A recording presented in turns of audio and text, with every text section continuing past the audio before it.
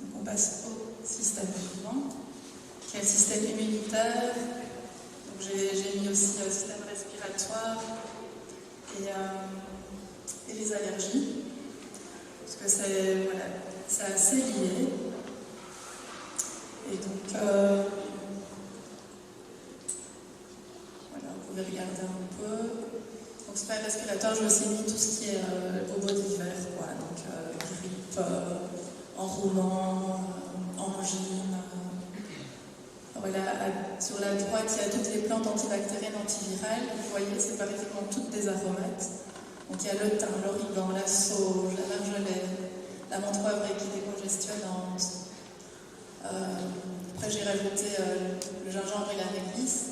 Puis, il y a la sarriette, l'hysope, qui est non seulement immunostimulante, mais aussi qui agit sur les refroidissements,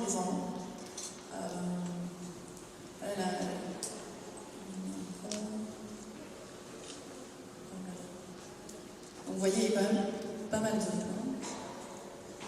Donc, j'ai commencé par vous parler des trois plantes majeures des allergies. Donc, une super mauvaise herbe, c'est l'ortie. Donc, normalement, on cueille les jeunes pousses, parce qu'après, elle devient trop fibreuse et voilà, on ne sait pas l'utiliser. Donc, c'est vraiment les parties aériennes, les sommités, donc on prend 10 cm, et surtout quand c'est des jeunes pousses de l'ortie.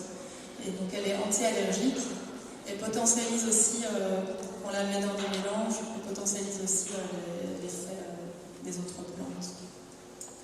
Donc, une autre plante anti-allergique, c'est le cassis. C'est les feuilles qu'on utilise.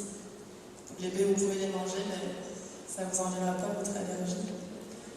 Donc, elle est anti-allergique, anti-inflammatoire. Le cassis est antioxydant, rafraîchissant. Vous pouvez faire une petite boisson rafraîchissante en été en y rajoutant quelques rondelles de citron en temps de canicule, parce qu'on commence à avoir des étés avec de la canicule.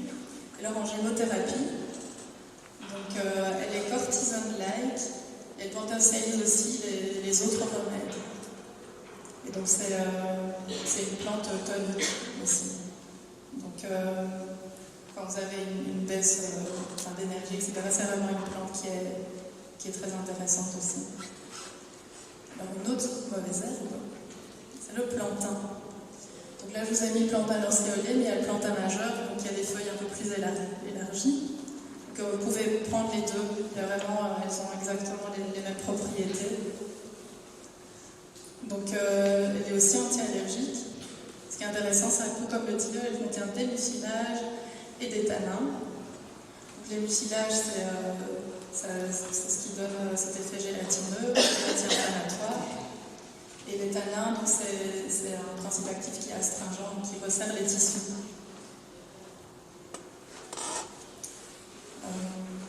Elle est anti-allergique, anti-inflammatoire, antibactérienne. Et alors, une de ses particularités, c'est qu'elle est bronchodilatatrice. Elle va vraiment dilater les bronches. Donc, on peut l'utiliser aussi pour les personnes qui sont asthmatiques, qui ont de l'asthme. Et alors, si vous faites piquer par des insectes, ou bien vous vous blessez, eh bien, vous pouvez prendre les feuilles fraîches, donc elles contiennent ce sucre, et donc vous frottez jusqu'à ce que la piqûre parte, et c'est hyper efficace. Donc c'est un remède que vous pouvez trouver à n'importe quel moment, parce que le plantain, il y en a partout. Alors, cynorhodon, donc c'est la baie du rosier sauvage, de l'églantier, qui est très riche en vitamine C. Donc la vitamine C, c'est vraiment la vitamine de l'immunité. Et alors, la plante suivante, c'est l'argousier, donc qui pousse aussi chez nous, dans le littoral. Et alors, on prélève les baies en fin septembre et début octobre, qui est aussi très riche en vitamine C. Donc c'est aussi des alternatives à la cérola, qui est une plante qui vient du Brésil, par exemple. Donc une autre plante qui ne vient pas de chez nous, mais qu'on peut cultiver chez nous, donc c'est l'échinacée, c'est vraiment la plante de l'immunité. Elle sera surtout efficace en prévention plutôt que en curative. C'est très beau dans les notes. Alors une plante, c'est la plante des chanteurs, c'est-à-dire l'herbe au chantre. Elle est toute grêle comme ça. Et elle pousse même ici à Bruxelles, dans les rues. J'en ai déjà vu à Excel, par exemple. Ça, on utilise des parties aériennes. Ça, c'est vraiment la plante pour les extinctions de bois. Elle est super efficace. Alors, la reine des prés. Donc, elle pousse plutôt dans les endroits humides, donc près d'un ruisseau, etc. Et en général, on la sent avant de la voir, tellement elle est aromatique. Et en fait, c'est notre aspirine naturelle, sans les effets secondaires. C'est pas mal, non?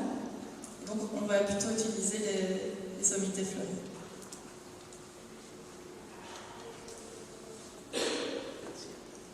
Alors, le sureau, c'est aussi une super plante qui pousse partout. Donc, il faut savoir que les baies fraîches sont laxatives. Et nous, on utilise en phytothérapie plutôt les fleurs séchées. Donc, elle est sudorifique, diurétique et dépurative. La plante suivante, c'est la plante des alchimistes, donc l'alchimie. Donc, on dit que les alchimistes prélevaient la rosée, vous voyez toutes les petites gouttelettes. Donc, les alchimistes prélevaient toutes ces petites gouttelettes, la rosée du matin, et faisaient leur préparation avec ces eaux. Et donc, en fait, je l'ai mis ici parce qu'elle contient des tanins.